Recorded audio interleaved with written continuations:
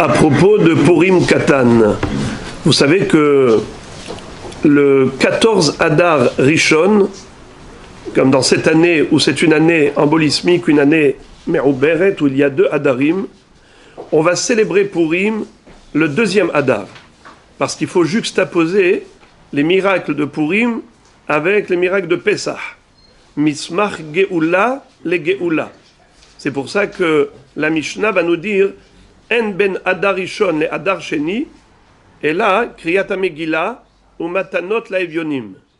Ça veut dire que les mitzvot relatives à Purim, on va les accomplir le 14 Adar Bet, le 2e Adar, pas le 1er Adar.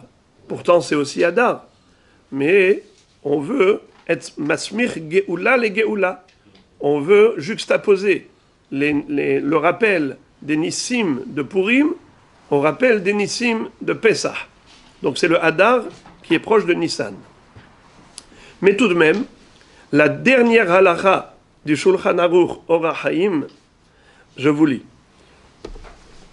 Yom Yudalet ve'tedvav shebe Adar Rishon en noflim al penehem ve'en omrim mizmor ya'ancha Hashem b'yom tzara ve'asurim be'esped ve'ta'anit aval sh'ar devarim en nohagim bahem. C'est-à-dire, nous dit le Shulchan Aruch, que le 14 et le 15 Adar Rishon, le 14 Adar s'appelle Purim Katan, et le 15 c'est le Purim Shushan Purim Katan. Alors on ne fait pas de Nefilat Apayim, il n'y a pas de Tachanun. Et on n'a pas le droit non plus de faire Hesped, des Hespedim, ou de jeûner ce jour-là. Mais par contre, on ne célèbre pas la fête de Purim, on ne fait pas les autres mitzvot. Veyesh omrim, nous dit le Shulchan Aruch, certains pensent qu'on a même le droit de faire des espedim ou des ta'aniot, ou faire un ta'anit ce jour-là. Et le Rama écrit comme ça, Ve'a minhag kisvara rishona. Le minhag, c'est qu'on ne fait pas de ta'anit, il n'y a pas de espedim. Veyesh omrim, shehayav leharbot bemishte vesimcha beyud dalet adar rishon. Et certains pensent qu'il y a même une obligation de faire un mishte vesimcha pendant le Yud Dalet Adar Rishon, pas le 15, mais le 14.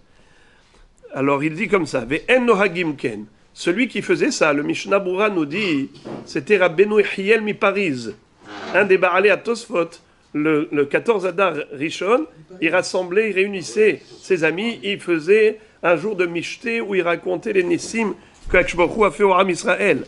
Alors le Rama dit comme ça, le minhag, on n'a pas le minhag de faire un mishté le jour du 14 Adar, mais malgré tout, il dit comme ça, Mikol makom yarbe ktsat beserouda, qu'il fasse une serouda ce jour-là un peu plus élaborée que d'habitude, kedé la tset yeder mahmirim, pour s'acquitter même selon ceux qui disent que il faut faire mishté vesimcha même le 1er Adar, vetovlev mishté tamid, les derniers mots du Shulchan Aruch de Chelek Orach Chaim, ça termine avec ces mots.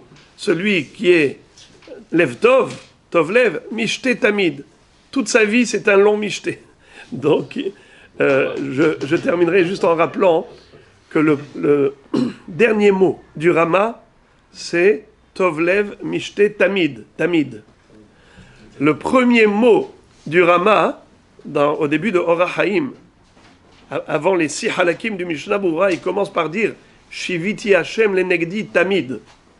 Donc, Shiviti Hashem le Negdi Tamid, avec ça il a commencé le Shulchan Aruch. Vetovlev Mishte Tamid, avec ça il a terminé le Shulchan Aruch.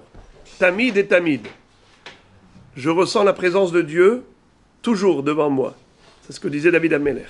Et Shlomo HaMelech a écrit dans Mishlei Vetovlev Mishte Tamid. On sait qu'il y avait 2 korban à Tamid dans le Beth Amikdash. Tamid shel Shahar et Tamid shel Ben Arbaim. Un juif, il doit avoir 2 Tamid toute sa vie. Shiviti Hashem le Negdi Tamid, avoir omniprésent à l'esprit la présence divine. Et il doit aussi être toujours joyeux. Vetovlev Mishte Tamid. Il n'a pas le droit d'être triste, parce que ce serait, Chaz Shalom, manquer de Emouna, comme si les événements de sa vie, c'était le fruit du hasard. Il lui arrive un incident imprévisible, il est à la merci des dangers. Tout est calculé par Akadosh Baruch Hu, et tout est pour le bien, même si nous on ne comprend pas. c'est batouar que c'est pour le bien, même si on ne comprend pas. Tovlev, mishte tamid. Tovlev, la Gemara dit, c'est quoi Tovlev? Mishe da'ato rehava. Celui qui est large d'esprit, ça veut dire qu'il y a une émouna. Il voit les choses en grand. Il ne se focalise pas sur l'événement présent. Il voit comment Akadosh Baruch Hu a créé tout le monde et comment il gère l'histoire depuis la création. Donc voilà, Tovlev, mishte tamid, que vous soyez toujours heureux. Amen.